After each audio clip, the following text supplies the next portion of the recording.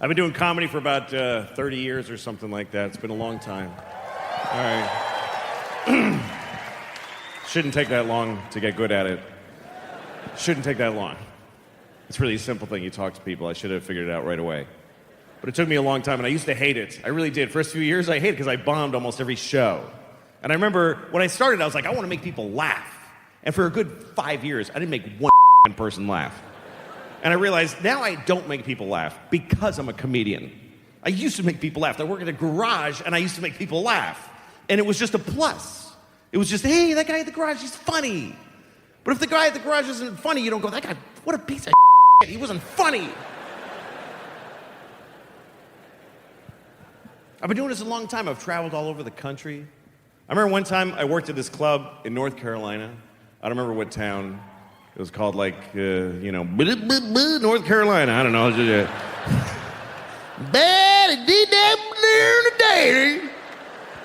North Carolina. I'm going down. Down my daddy. It's actually in South Carolina. Anyway, I'm in North Carolina. And I'm working at this club. I don't remember what it's called. It was called something like you're going to kill yourself in a week. And the owner of the club comes up to me, and he says, so what's your shots policy? And I said, what? And he said, what's your shots policy? And I was like, this doesn't help. I need sentences. So he says, well, sometimes when a guy's on stage and the audience likes him, they want to send a shot up there and have him drink it, and everybody goes, woo! He goes, now, you want me to send you a shot of real booze or like a shot with something else in it so you don't, have to drink the booze? And I said, yeah, you know what? Don't send anything.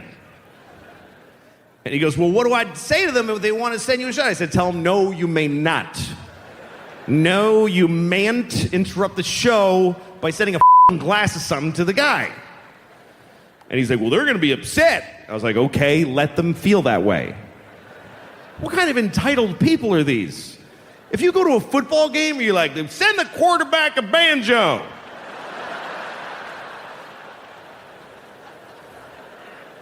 Like to see him play banjo right about now. North Carolina.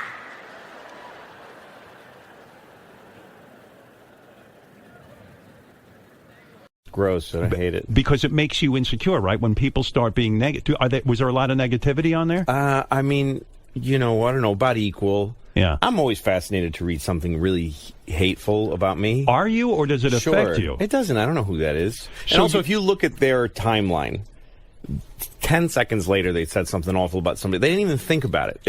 The thing about Twitter is because you're the only one sifting through your tweets about you. Yeah. And you think someone's sitting there thinking about you, yes. But they just fired it off and moved on. I see. And then you go to someone else and attack them. I have a public email that I check every 6 months or so, like checking the water in a reservoir. I barely ever check it. Right. But I always find a few hateful emails. Right. Like really just, you are a piece of kill yourself. They always ask you to kill yourself. People don't like And you've you. never done that? You've never killed yourself as a result not of as getting a those result emails? of that, but once in a while I'll write one of those guys back just to see what happens. But doesn't that encourage them? Here's what always happens 100% of the time. People that write something negative, I write back and I say, it's a shame you feel that way, and I wish you the best today. You kill them with kindness. Yes, and then they always write back 100% of the time, and they say, I didn't mean it. I had a hard day, and I never would have said it if I knew you were going to read it. I still think the best television show would be to have celebrities go to the person's house and confront the who said that about them, and that'd be great. They would just be like, there'd be a whole. Well, nobody means it. All this negative.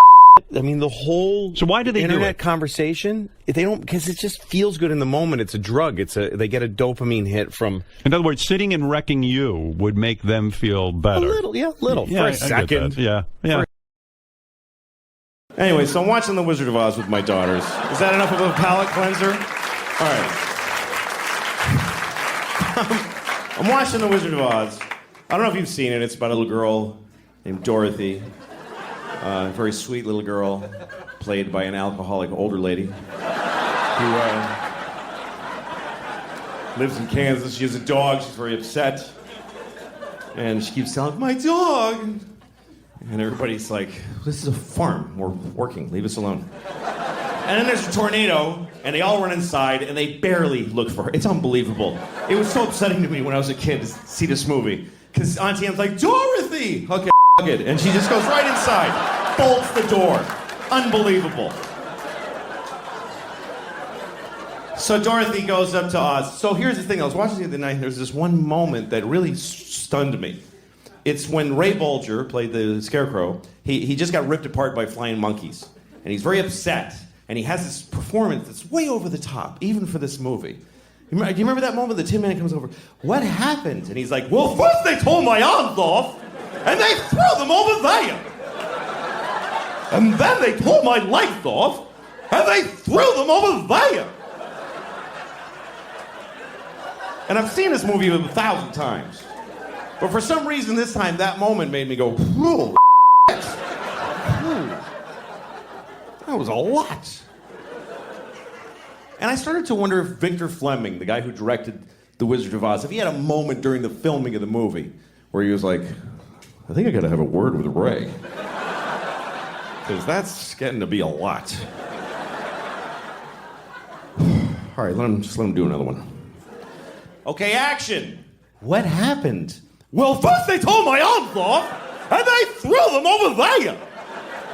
And then they tore my legs off, and they threw them over there. Okay, cut. Comes over. So listen, Ray. Yep.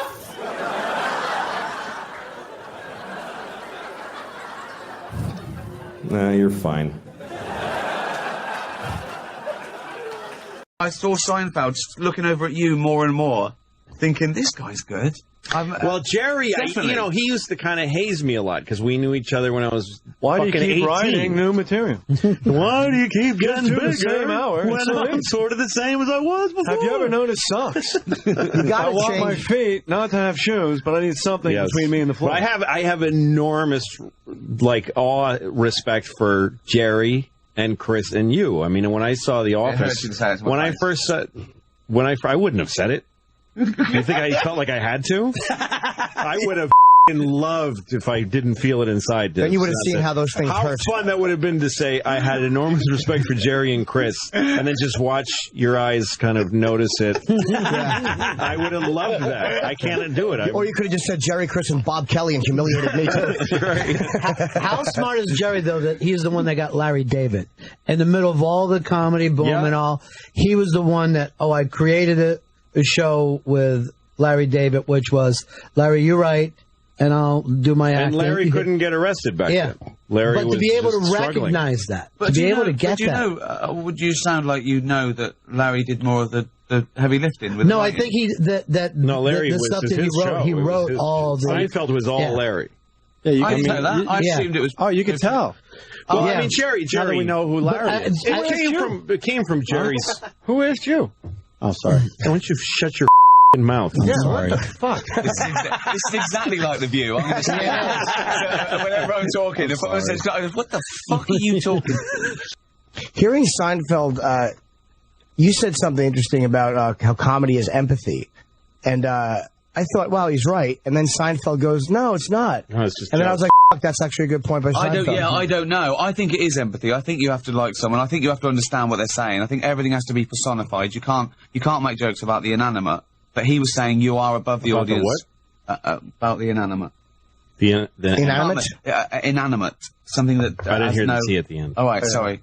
Maybe to laugh at somebody, you have to like them. But, Seinfeld is a weird... He doesn't really fit into... Every comic has something wrong with them that I know. Like, they're sex addicts or drug addicts or gamblers. And with him, I can't figure out what his psychosis or problem We'll find out after he dies. It'll all come out. It certainly will. His computer will be open. Got one. I don't buy that you have to be... You have to, have visibly something wrong with you. I think you have to be aware of your own inadequacies and play on them. But I don't think you have to wear it on your sleeve. Not necessarily, but every comic I know has something wrong with them. They don't even necessarily. Hold on, I'm having a pissing match here. They don't have to. They don't have to wear it on their sleeve, but they actually all have something. Seinfeld said you have to be above the audience. Yeah. No. He said no. That's what Bob said. No. Wait. Got your coffee. Boom, you get some money. No, what he was. I was saying that you can't be above the audience. You have to sort of fall over for their pleasure. Right. In a way, you have to put yourself below the audience. Show them you've had a worse day than them. Yeah. Funny. He was saying, but you're already above them because you've got the mic. They're all looking at you. You're the only one talking. Right. I thought it was. I think Jerry also, he doesn't look at, I mean, you have this really humane version of comedy, and it comes from sort of like Laurel and Hardy and Chaplin and stuff. Yeah, like he's lovable. But Jerry is a technician. He's about the jokes. Jerry looks at comedy like music. Like he used to tell me he was like he just playing like a horn. to write it's dots on paper. He just likes to he gets off on the material. What's he gets the deal? off heavily on the material and how he does it. And he is, when I was young, I used to open for Jerry. When I was like 18, 19, I got to open for him in one gig in Boston, and he liked me, so he took me to a bunch. And it was an enormous experience because I kind of didn't think when I was that age, like he wasn't my favorite guy. I liked Stephen Wright, and I liked Carlin and Pryor. And I thought he was good, but I didn't really know of him that much. But watching him do, hour-long shows and theaters, and this is before he had his show. When he was just a top-rank heavyweight comic, watching him do that, the guy is a virtuoso. He is like a great, like Vladimir Horowitz. He's a genius and he's so putting on a comedy show. He works so hard for his audience. Yeah, he does. Yeah, but he's almost professorial about it as well. He's got everything worked out. He's in control. He's very much into being in control, and we identified that too on the show. That like like when he did my joke about the vacation going around the car, he did it in this very controlled, and it was Seinfeldian like a one-line, wasn't it? It was that rhythm. That's my vacation. Well, I was saying that Louis, when I do, he's angry. Yeah. We're laughing at him because he can't get it out. We're laughing at the human aspect of him. I'm sweating and I'm sputtering. I mean, they're there. Yeah. They're all there. They're all sort of disguised and hidden. But we're laughing at a man's breakdown. We're feeling it more viscerally. We're not looking at the dots on paper. And I think that a lot with comedians, when you see the comedians, and they could be great one-liner with the puns, but you feel that you haven't learnt about them. You feel that you could read them out yourself and get just as good a laugh. Well, there's almost no right answer. That's what it's like. Isn't. Why would there be? When you look at Pryor and Carlin, I think they're the two greatest, and they were completely different. Pryor was extraordinarily personal. Carlin told you nothing personal, but was still an observational genius and a social genius. And Pryor was too, but he did it through a person. They both took different vehicles to get to the same place. Well, also, Carlin did bits, and he worked them out. He had really well-phrased stuff. And Pryor would just talk. Pryor would just talk and talk, but he would hit beautiful moments that were precise for him. Yeah. Carlin said he really turned the corner when he said he used to say, "I'm a comedian that writes his own material," and then he started saying, "I'm a writer who performs his own material," and he realized he was writing essays. And he was doing a one-man show in like 4 pieces. Yeah. Like a bit about Earth, and he would just do a one-man show. That's right. I tried to do that when I started off. It's too hard. Yeah. It's too hard. So now I just get bits, and I pretend to work them together like that. You had the best quote in Esquire, and you said, Laurel and Hardy is like the basic root of comedy is Laurel and Hardy. It's never been improved upon. I'd be so much better off if I wasn't with this idiot. Yeah. Like, you just can't improve that. No, that's what it's about. Ever since you said that, they just started showing it like on these bizarre channels, and I watch it and I go, but it's Ricky Gervais. But it's even deeper than that, because it's like the blind leading the blind. They both think they'd be better off without the other one. And one is more stupid than the other one because he thinks he's cleverer than the other one. I have nothing to say to you. It's lovely. It's just lovely. It's just great. And see, Louis stand-up, I think, is good because he's really sort of like a threat, because he shambles out like an underdog whose life's falling apart, but then he's really clever, and his targets are all correct, even though they don't look like they are. They're all correct targets. He goes after retard in England. Well, that's what you say about being above it, or I'm hung up on the empathetic. So are you though. The jokes you make, they're clearly actually, if they look cruel, they're not. They're not at all. Yeah, no, I mean, I think people know that I'm being an asshole. Of course. I don't mind people thinking I'm an asshole. Yeah, but they get it. They get it on a subliminal level because they know you can't be. I don't know anyone that thinks you are. What's that? I don't know a single human being that thinks you're an Oh, there are definitely people. I don't know anyone. I've never met know you're anyone. not. The people that go to your show. What did you say? They go, "Oh, Louis hilarious." But We're also, like, if I said it, but I would don't not have a mind. job. I mean, it's like when I do. There's things I do on my show where I take on certain subjects, and the one way I managed when I'm doing something that's kind of controversial, what I do is I make sure that I lose. That in the story, but whenever you're angry, you're the rape victim. Exactly. If we're doing rape, I'm getting raped. Smell the glove. And you're fighting an unreasonable world. You're always fighting an unreasonable world. You're fighting with what, the hand you would doubt. And also, I like the fact you also start off, and I don't know if you do this consciously or not, but people like you because you're bringing up 2 little girls. So they know whatever you're doing, you're bringing up 2 little girls. And I think and I think people have got to like you. As an example, the Marx Brothers, right? They're the biggest things involved. You don't have children, right? No. I don't know what that means. I don't know what the means. Right? The Marx Brothers, funny, everyone loved them doing stuff, right? They transferred the films, and it's sort of exhausting, okay? It's too long to be doing zany stuff. So the eventual producer-director of the best films, they came to said, listen, I can make you, so much bigger. And he said, we're putting a musical number, and we're putting a love story. So now, it's these idiots, right? But they're being idiotic and running around because they're trying to get 2 lovers together. So now everyone wants them to win because they're doing something worthwhile with their stupidity and their... You know what, though? I hate those Marx Brothers movies. I like the earlier ones when they're just being nuts. When I they're gotta just agree with Louis on this because he won the disturbing, award last night. strange. When they do that, and it's. I think I'm in the minority. It's an award-winning opinion. That's right. It is. I was given an award for having this opinion. I think it's the humanity again because Groucho is always the underdog. Even though he thinks he's cleverer than that guy, he's getting conned. He looks No, that's what they were like. But when they put in the couples and had them sing to each other, and the Marx Brothers became like a B story, those love stories were synthetic, bad Hollywood love stories, as opposed to the Marx Brothers act. The great Marx Brothers movies like Animal Crackers that were just crazy stories that made no sense. But that were driven by this great comedy. But you need the division because it's exhausting. Even like you can come out and I can watch you for an hour telling me a story. That's the human aspect. You can tell a story and I can watch you for an hour, right? If you come out and you do the best 1,000 one-liners, I'm looking at my watch after 20 minutes. Yeah, no, when you purify comedy into just a fastball, but I think that there are guys.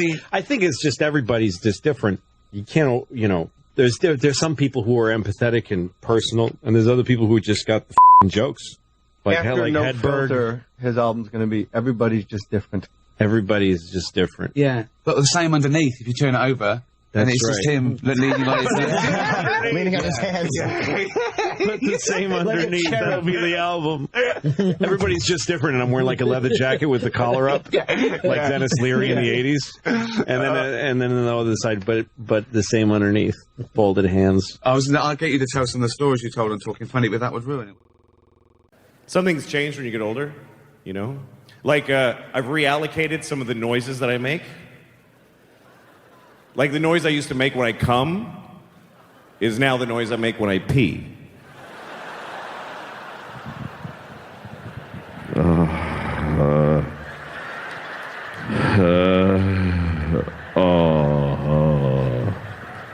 Oh, fuck. Yeah.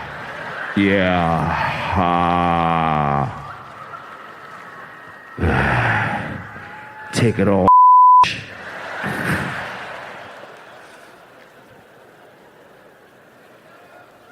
Very disrespectful to my toilet. Unfortunately, yeah, you like that, don't you? I'm gonna in your mouth too, cause you ain't nothing but a eating, piss drinking telet. Dumb telet. Got my piss on your lips. You ain't intelligent. What do? You sit there all day on your ass, waiting for me to in your face. Dumb tell it. You ain't even special. I pissed in 3 toilets today. Quit crying. I love you. It's bad. That's how my dad treated his toilet, so that's where I learned it. Anyway, that's the noise I make when I pee. Some of you might be wondering, none of you are wondering, what noise do I make when I come? Okay, so this is the noise I make when I come. It's not that special. I just go like this. It is done! It's a whole thing with a cloud with funnels of... Ah! The crows come and there's lightning. The circle is complete!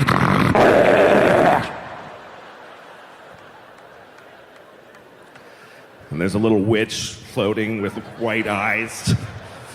And a child will be born, and then... And I don't know, it's kind of intense.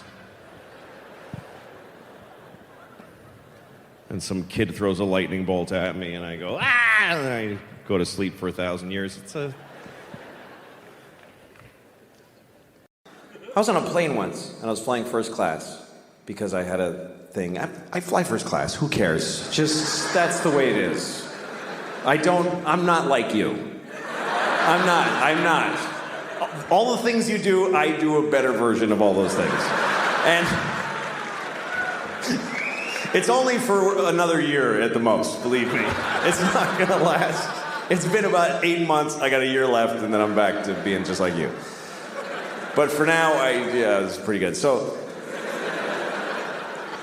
I'm in a first class seat, and first class is so crazily better. It's so much better. You get a bigger seat, you get food, but also you get to sit, and first, you get to sit before anybody else does. They sit you down, and you get to just sit there with champagne and watch all the sweaty, just miserable, all the single moms hefting their stroller and the kid. And you're like, oh, that looks heavy and nobody's helping you. That's a drag. And you get to just...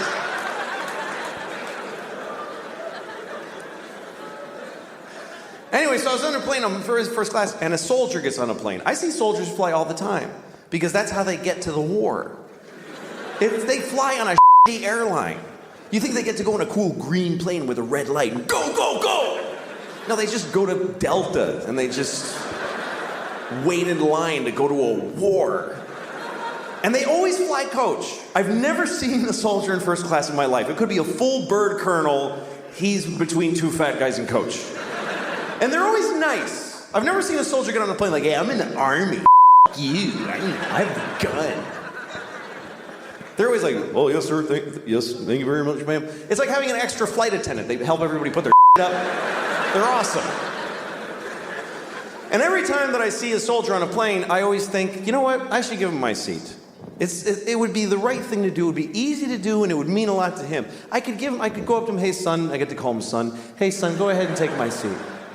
Because I'm in first class, why? For being a professional. I'm in first class because I talk about babies with big. That's what got me my seat. This guy is giving his life for the country, he thinks, and so he has to sit. But that's good enough. That's good enough. The fact that he thinks it. I'm serious. They told by everybody in his life system that that's a great thing to do, and he's doing it. And it's scary, but he's doing it, and he's sitting in this seat, and I should trade with him. I never have. Let me make that clear. I've never done it once. I've had so many opportunities. I never even really seriously came close. And here's the worst part. I still just enjoyed the fantasy for myself to enjoy. I was actually proud of myself for having thought of it. I was proud.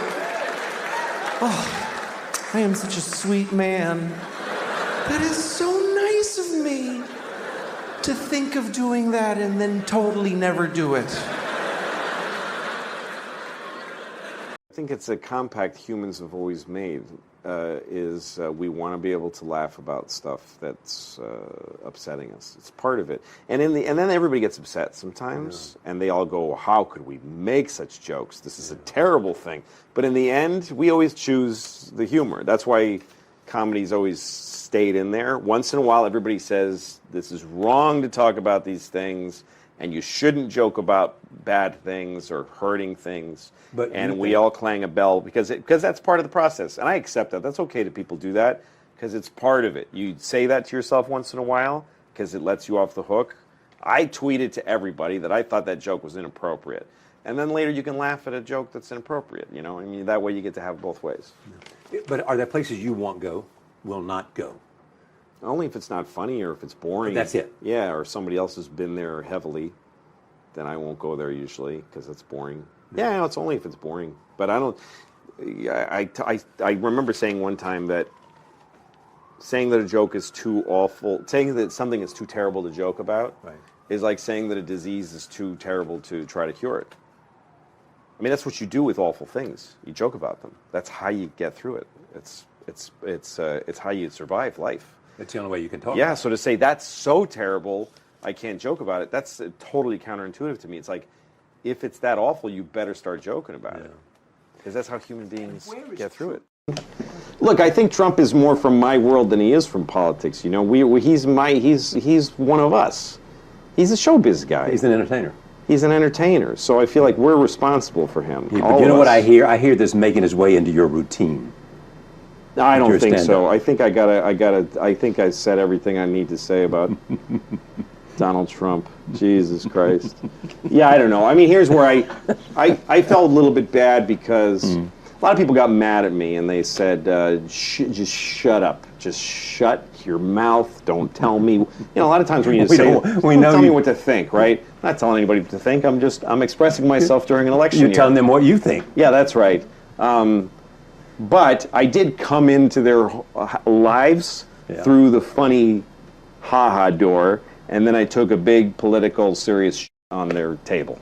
So I get being irritated. I get it. I get why people would be irritated with my having written that. It's not what I do best. It's not what I'm known for. It's not what I'm asked about. You know what I mean? I mean, if you invited somebody to your house because you knew they were really funny and fun, and then they just said all this stuff, you'd be like, what are you doing to me? So I get why people got irritated. It's interesting to me, a lot of liberals got mad because I suggested that maybe conservatives and liberals have equal value and that they should each have a shot at running the government. Right. I mean, that's just the way that I was raised. I came from Mexico. When I was a little kid, I lived in Mexico. Right. And I remember coming to America and discovering it as a little boy from another country. And the idea of democracy and free speech was just an incredible thing to me. And it's still, I look at it with wide open eyes. I'm very innocent that way.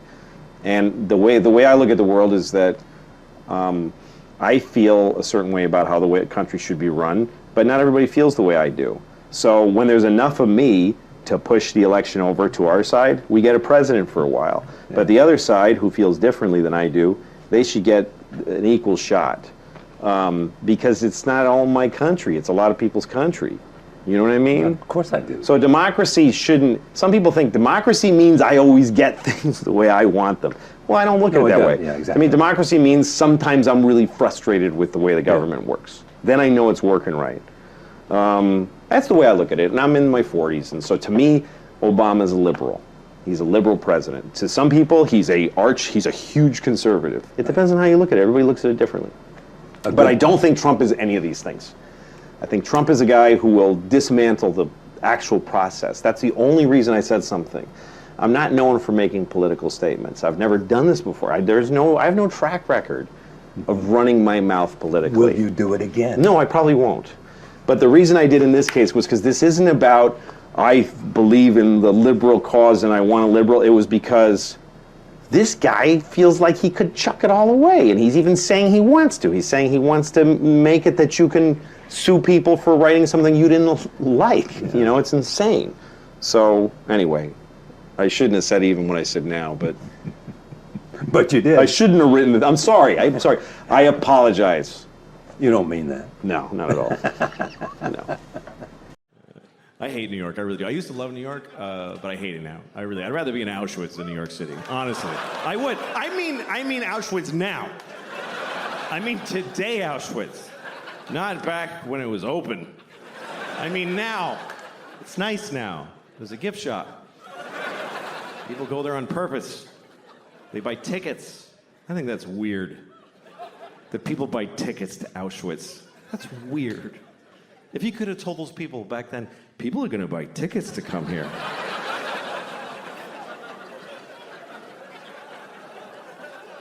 Yeah, wrap your head around that. Jew. That's... All right, I'm sorry. I'm sorry, never again, I promise. That's what we say about the Holocaust, never again. Because they killed 6 million Jews. If they only killed like 10,000, would it be like, okay, 2 more times? And then taper off, because it's a little much. I'll tell you, I went to Auschwitz. This is a true story. I actually did go to Auschwitz because I was doing shows in Poland. Because I had to go to Poland to do shows. So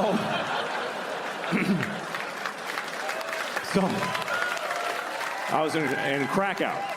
I was in Krakow, so I went to the camp. And I went there because of a very personal reason, because I had family there. I had a lot of family there. 44 members of my family were in Auschwitz during World War II. I mean, they were guards. They worked there. No. They were Jews and they died. It's okay. Don't be offended. It's true. We lost the whole family there. Everybody, because we were Hungarian Jews. My grandfather, on my father's side, he's the only one who made it. The rest of them, all 44 of them, went to Auschwitz, which I think they really regretted. But that's what happened, because the Hungarians sent all their Jews to... They weren't even occupied Hungary. They're just like, yeah, take our Jews. And they sent my whole family there, and they all died in Auschwitz, except for him. My grandfather's the only one who made it, because he got the out of there before it started. In the late 20s, he smelled that shit, and he got the out. And he went to Mexico. He migrated to Mexico. And we found his immigration card. My uncle and I did the family history, and we found it. It says nationality, Hungarian, and it says religion, Catholic. And there's a picture of him like... He's like, fuck it, they don't know what a Jew looks like in Mexico. That's where I'm going. And that's why I'm alive, because he made that choice. It's also why I'm not Jewish. He was like, Jew schmoo, we're not Jewish. Somos católicas. That was my abuelito. Became a Mexican fast. That's what happened. That's how he made it. He's a fascinating guy, my grandfather. His name was Geza. That was his name. And he had a brother named Geza. It's weird, but I looked it up, and here's what happened. His parents had a baby, and they named it Geza, and it died. The baby died. So they had another one, and they just said, it, Geza, let's just do it again. Because that's what it was like. The babies died. It was no big deal back then. It was just like, yeah, that was a shitty baby. Let's do another one.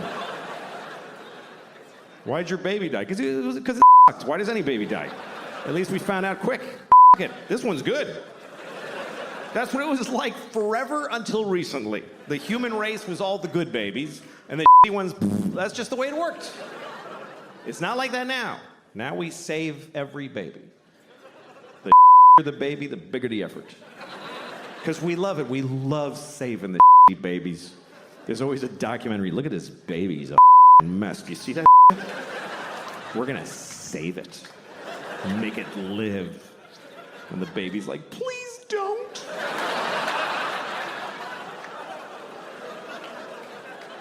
But we don't like when babies die. We get more upset when a baby dies. What? Who knows this baby? Did you hear about Jeff? No, he was here for 1 day. Nobody met him. And then if you die when you're old, nobody gives a shit. They're like, he was here long enough. Fuck him. You ever tell somebody, like, your grandmother died? My grandmother died. You're like, I'm so sorry. How old was she? She was 98. Oh. So why'd you even tell me?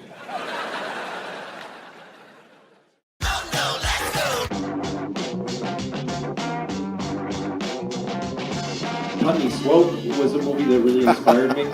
It's a movie by Robert Downey. Robert Downey Jr.'s dad made a movie called Putney Swope that makes no sense. And I watched it and I thought, you can do that. You can make a movie and not have it add up to anything. Whoa! You don't have to accept. From now on, the name of this agency is Truth and Soul. And I just believed because it was done, because there was a VHS tape of it, I believed that meant you could do that. So I started working that way, and it hurt me a little. Because people like their stories. By advertising toy guns, you're encouraging kids to enjoy violence. I was with you when we went to Blockbuster, and you got that copy of Putney Swope. Yeah. It was in a bargain bin. That's really funny that you tell me that because I remember it. Yeah, because I just bought a VCR for the first time. Right, and we were just going to rent a movie. I can't rent movies because I didn't have a credit card at the time. So you bought them. I bought, and it was the only thing that was for sale that wasn't like a Barney video or something. And I remember you didn't know what it was. No idea. I didn't know what the fuck it was, and it changed your entire perception of movie making. Yeah, it did. Putney Swope by Robert Downey. It just made me think you can do anything you want, even if it doesn't make any sense. Right. What I didn't understand was that just because Putney Swope existed in a shrink-wrap box, it doesn't mean that you can go do that. Right. I mean, I just thought any movie that got made and that has a package is like a lamp in the distance. Yeah, I can do that too. Yeah. But it's not okay. But I'm really glad that was my first big inspiration. Isn't that weird though? Yeah, you were there. It's funny because I was telling somebody this story recently about getting Putney Swope. Yeah. And you didn't remember forgot me. you were there. I'm not raising my kids religiously because I don't feel like it. Just get up on a Sunday. F that. F that. Let your souls rot, kids. I don't care. I'm not getting. Daddy, who?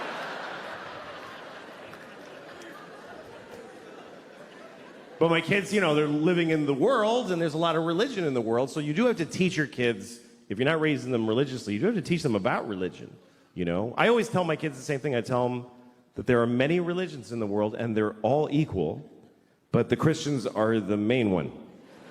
That's what I tell them. The Christians won. They're the winners, so act accordingly. Congratulate Christians when you meet them. Because they won the world. And it's true. It's true. We love to tell ourselves, like, every religion is exactly... No, they're not. The Christians won everything a long time ago. If you don't believe me, let me ask you a question. What year is it? I mean, come on. What year is it? According to the entire human race. And why? What year is it? Anybody, sir, just yell out the year. Thank you. 2016. No, it's 20. That's right.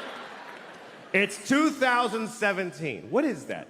That's a important number. Because we're counting to it in unison as a species. For thousands of years, we've been going 1, 2, 3, come on everybody, 4, and now come on Africa, 5, 6. What is this number? We're counting the days since what? Since there was ever people, or since the sun did a something? Not at all. It's been 2017 years since what? Anybody, yell it out. Yes, Christ! Christ! That's right. It's been 2017 years since Christ Jesus. We are counting the days since Jesus together. Which makes sense if you're Christian, but what the f*** are the rest of us doing?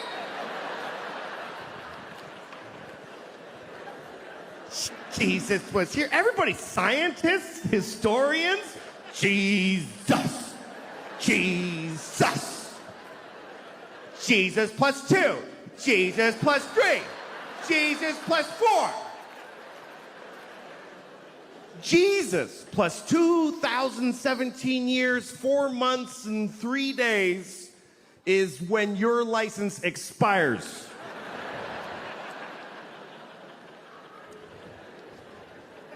How is that not a win for the Christians? How is that not a complete win? That's not a Monday off in October. That's there was no time before Jesus. And the whole world's like, okay, sure. And then somebody was like, what about the years before him? There were billions, I mean, infinity. Those go backwards.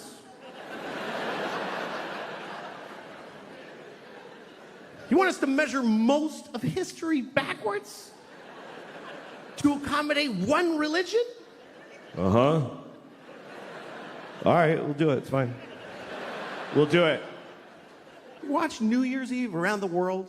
They always show you like how every country celebrates. It's kind of cool. The first is one little island. It's the first place that's actually the place that it's the year. It's a little island in the Pacific. I forget what it's called, but the people, they do a little ceremony for New Year's Eve every year, and they just wear grass because they don't even have sticks yet. They're in the grass age. They have no clocks, but they do a dance. 2017. And it goes around the world. Oh, it's a 2017.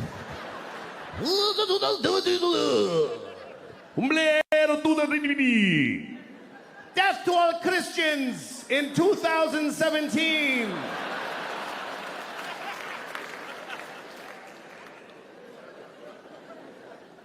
The Jews are quietly keeping track. It's really 5,766, but that's for us. We're just, that's okay. We're just keeping track for when you snap out of it. It's all right. I'll write yours on my check. I don't want a problem.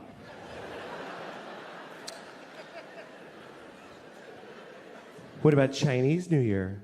Yeah, what about Chinese? All right. Next time you're doing your taxes, just write monkey where the year goes. Just put monkey. See what happens to your funds. No, it's 2017, year of our Lord. Jesus-y a clock on the nose.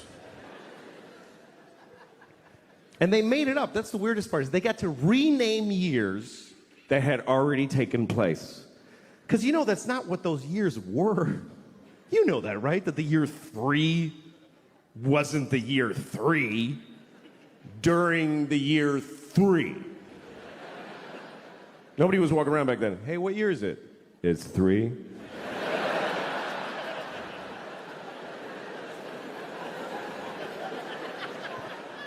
Yeah, but I'm 28.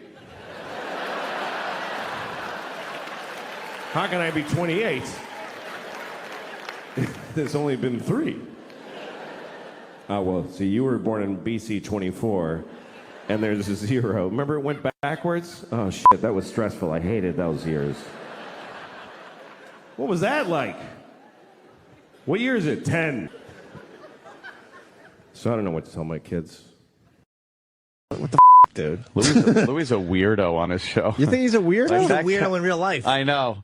Yeah, but that character on the TV show is a weird guy. You think? It's a weirdo. Yeah. Louis is a weirdo. Weirdo. I love that word. I don't like that I can relate to him, man.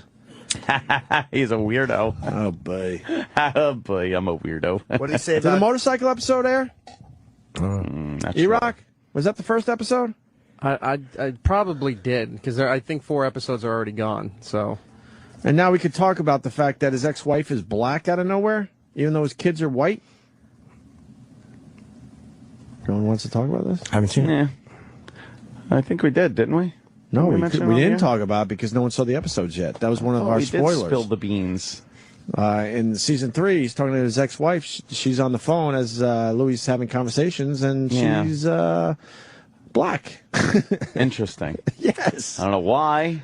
Well, that's why I want him in here. I want to talk to him about this stuff. I also want to talk to him about the motorcycle episode because he filmed all over New York on a motorcycle. I want to know how hard that is to do. How do you do that? Very hard to get like permission. And then you got to get some people off the road for a little while. Yeah. So. Yeah. Louis will be in soon, I'm sure. Louis. But he was on The Daily Show last night defending Daniel Tosh, and he had a great angle on this whole thing. I want to hear this. And so I was in Vermont, and I was watching TV in a hotel room, and Daniel Tosh's show comes on, Tosh.0, and it's making me laugh. It's a funny show. So I wasn't reading the internet at the time because that's how I go on vacation. I really hate the internet, so I just stopped reading it. But I'm watching TV, and Tosh is making me laugh. So I wrote a tweet saying, your show makes me laugh. And then I put it down, and then like 2 days later, I come home and I read these like bloggers and like Hollywood Reporter, Louis C.K. defends Daniel Tosh amid rape joke controversy. I had no idea. He got in trouble for making some jokes about rape. Whoa, wait a minute. So when he tweeted, he had no idea what was going on? He was just commenting on the show? That's what he's saying. Because I read that tweet, and I just assumed he was sticking up for Daniel Tosh. Like, hey, I saw your show. Really funny. Can we find that tweet from Louis C.K.? He puts the tweet right in the middle of the controversy. Right, all hell's breaking loose, and he just happens to be... I did not know this. He got me, too. Go to Louis' Twitter. So he's on vacation. He turns off the internet. He has no idea Daniel Tosh did the rape thing, and he's watching the show. Yeah. Okay, and said, oh, this guy's funny, or this show's funny, and he tweeted about it. That's great. You got it? No, it's gone. What do you mean it's gone? It's gone. Well, it goes back a while, probably. This is June 27th. That was before the controversy. Damn. Did you take it down? It's gone. Wonder what that's all about. Maybe he explained it. Sam, comment. Oh. Yeah, maybe he does explain. You're up, comment. For making some jokes about rape, and I didn't know about it. And so I'm a defender of rape. That's what everybody says now. And I've read all this stuff like, shame on you, Louis C.K., and I'll never watch your show. You're a rape apologist. I've been called a rape apologist because I said hi to a guy. Wow. Yeah, I was tricked by that, too. Yeah. Yeah, I saw that tweet. Yeah, I thought he was defending him. Yeah, I did, too. And which is fine. And, in his way. Defend the guy. This is like a fight between comedians and bloggers, that's where all just hyperbole and garbage comes out of those two places. Sure. It's they are also very similar groups. Yes. Just uneducated, unfettered, just say whatever pops into your head, like bleh. Yeah. And you do it for hummus. It's also a fight between comedians and feminists, which are natural enemies, the biggest, easily, because stereotypically speaking, feminists can't take a joke, and stereotypically speaking, and comedians, and comedians.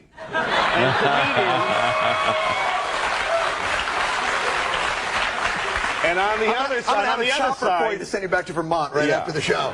On the other side, comedians can't take criticism. Comedians are big pussies. Yeah. And they can't. So to one side, you say, if you don't like the jokes, stay out of the comedy clubs. To the other side, you say, if you don't like the criticism, stop Googling yourself every 10 seconds. Just nobody's making you read it. It's positive. To me, it's all dialogue is positive. Wow. That's good shit, man. Yeah. Good shit right there, right? Yeah. You know what it is? A lot of comics were saying stuff about it, and they were the ones that made the most sense. Mm-hmm. I know, a lot of people think, oh, they have an interest in it and stuff for their own line of work. But they were the ones that actually were making sense. The people that were pissed at it, just talking out of pure emotion and sound like What was Gilbert Gottfried's angle? He had an article yesterday. Oh, he did? I didn't read it. I heard it was good. Yeah, he was tweeting it like crazy. He was very proud of it. Well, I don't go for his humor either with the whole getting fired from the duck voice for that whole Japanese thing. Oh, I didn't go for that with the water went all over the people's feet and shoes. I didn't like that. It's a lot of work having kids, especially now, as opposed to the past. Because in the past, you just had your kids and they just did their thing and you did your thing. That's what it was like for me. I'm amazed at that now. Because I have a 5-year-old and an 8-year-old. My oldest daughter is 8 years old. And when I was 8, my mother, she would go to work and I'd go to school. We were like roommates. There was no... She'd just go, see you later. Maybe I'll have a child when I get home from work. I don't know. I would go to school, and then I would just wander around town. And I would do weird shit. I used to go to the store and steal tampons. I got in this weird thing where I stole tampons every day. And I never got caught. I mean, the guy probably saw me, but he's like, I'm not confronting the kid who steals tampons. I did a lot of weird shit when I was a kid. I showed my penis to a girl with Down syndrome that lived down the street. I did that. Go ahead and judge me. I was 9. I'm still the guy who did it, but I was a kid. I just really wanted a girl to look at my penis. I wanted to have that moment.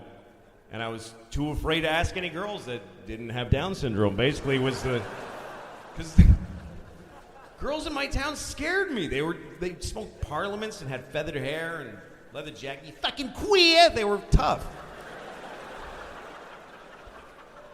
But she was approachable. I met her behind Kentucky Fried Chicken by a dumpster, and she was just nice. It's a true story.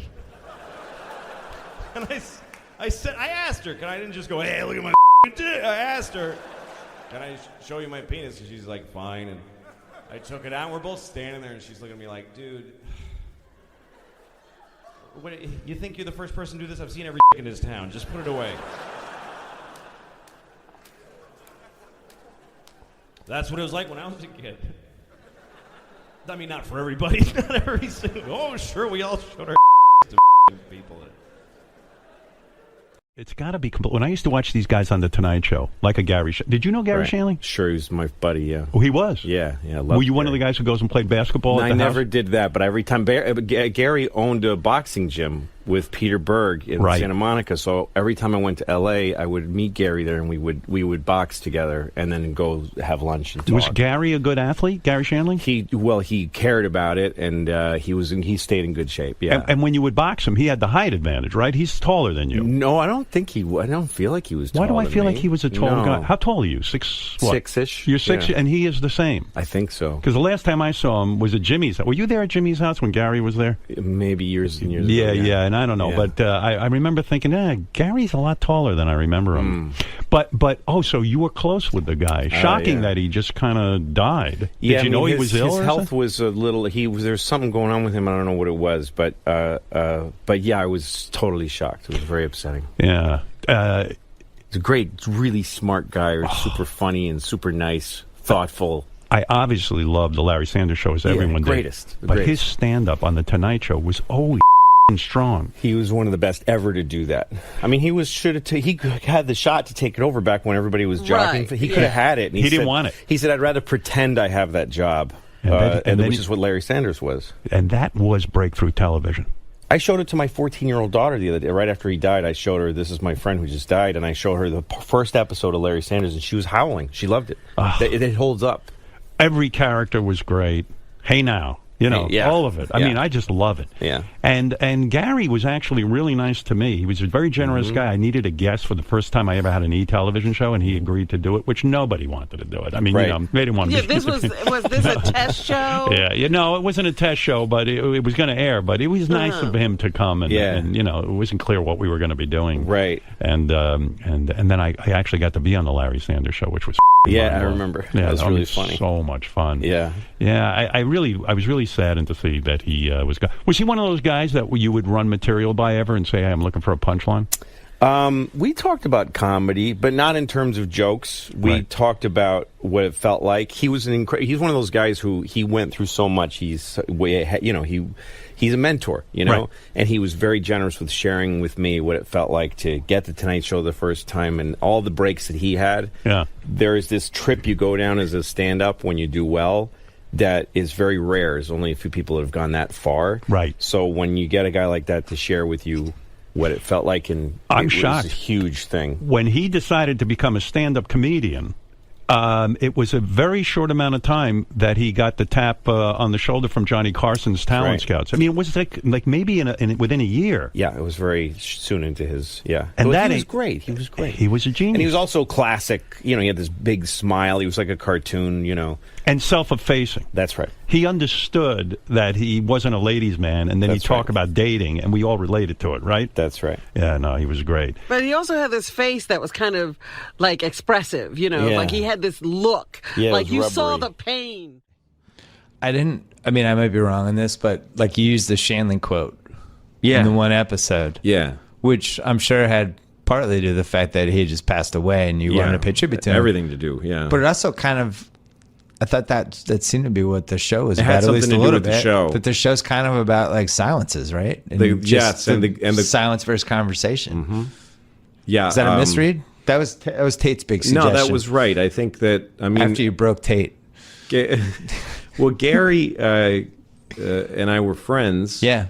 And he wrote that to me in an email. It wasn't like a quote I that pulled wasn't from like his, from his stand-up? No, it's something he Really? said to me in an email about 2 weeks before he died. He wrote that to me. Was there a reason behind it? Yeah, he wrote to me about, and I don't really want to, I don't want to go into this thing because it was such a stupid episode, but when I wrote an email about Donald Trump to my fans and it kind of exploded a little more than I expected it to. And Garry wrote to me and sort of made fun of me about the email, and I wrote back and forth, and I was a little distressed that I got more attention from it than I wanted to. Yeah. And we started to write back and forth just about life and stuff, and then he wrote that to me, amongst other things. And I went through this email that he had written to me, and it was so full of very moving. And he was a very deep person. All the time I ever spent with Garry, we would just talk and talk for hours, and then I always felt like we didn't get anything. We didn't have enough time. You know what I mean? But so he wrote me that email, and I found about 10 things that applied to the show, applied to life, applied to him passing, and how I felt about it. And so I threw it on the end there. He's such a curious guy. I only spent one extended stretch with him, but he's one of those guys you just could have talked to for 12 hours. Like he would have been a great guy to drive cross country with. That's right. Yeah. That's what I loved. He owned a boxing gym. Yeah. On the West Side with Peter Berg, Wild Card West, they called it. Yeah. And I worked out there with him a bunch of times. I would come to town and I'd write him and say, can we work out today? So we would go and he would get a young trainer, and we would work in tandem with the trainer. One of us would hit the pads, and then the other one would, and then vomit while the other one hit the pads. Like we're both around the same age and shape. And then after training, we would go have lunch, and sometimes we would just walk in one direction for hours and just talk, and then walk back to the car and just leave. And my friendship to him came a little late. I didn't really know Garry until like, I don't know, two years ago or something, 3 years ago. But it became a real constant for me. He was very generous with talking about the road from nothing to success, which he had an amazing run. Yeah. And he shared a lot about what goes on inside the inner workings of a person during those kind of big changes. So he was a great friend, He wrote me a month before he died. He was in Hawaii, and I don't know what was going on with him health-wise, but he was convalescing from something or whatever. But he wrote me something about wasting. He wrote me this thing saying that wasting time is part of being creative. That's what he said. He said that, and he sent me some chapter of a book, I forget what it is, but about that being true. It was something about how Einstein used to like sit around and just do dumb things before he then went and figured everything out. But he said wasting time is part of being creative. That was the message to his email. And at the end he said, I don't know how much time I can keep wasting because I'm certainly not a teenager anymore. Like how much time I have left to waste, maybe 3-4 weeks or something like that, which ended up being exactly how long he made it. But anyway, so yeah, that quote, that he had died only a couple of days before, and I was posting the show, and so I called my editor and asked her to throw it on the end there. Did he ever give you feedback on the Louis show? No, I never asked him about it. Although he read the first 2 episodes of Horace and Pete before I started making it, and he really loved it. His actually the way that he loved it gave me a lot of juice to keep writing, because at that point I was just writing scripts and I didn't know if they were any good. Yeah. Anyway, yeah. Top every time. There's a quote from Garry Shandling: "The world is just too noisy and distracted to probably ultimately survive. Everyone needs to shut the f*** up. The answers are in the silence. Monks set themselves on fire to make just point. Just consider it." What does that quote mean to you? Well, Garry wrote that to me in an email. I know. And he wrote that to me a few weeks before he died. Just a few weeks? Yeah, maybe a couple of weeks before he died. And unexpectedly. He was a great friend, and he was the kind of guy I could talk to him for hours, and then we never had enough time. Like, we talked for 4 hours, and my mouth would get all dry talking to Garry, and I would get like a headache because I wouldn't want to drink water or do anything to stop talking to him. And then it'd be over, you know, we'd have to part company, so. I always thought about him. He came to my show. I always thought about him as, God, I wish he was doing something right now. Yeah, yeah. You know? Yeah, I know what you mean. That good, and you just he was one of the best ever. I know. Yeah, one of the greats. And why the hell is he? You would ask yourself. Yeah. Well, he gave a lot. He gave a lot of great stand-up, and his series was a lot of TV has been built on the back of that exactly series. Right. Yeah. Yeah, a lot of people don't remember that. And he was terrific even when he substituted for Carson. That's right. I showed the first episode of Larry Sanders to my 14-year-old daughter after he died, and she loved it. And it was fresh, you know. And she watches like 30 Rock and new shows, and this show it's right up against them, and it begat them, you know. Yeah.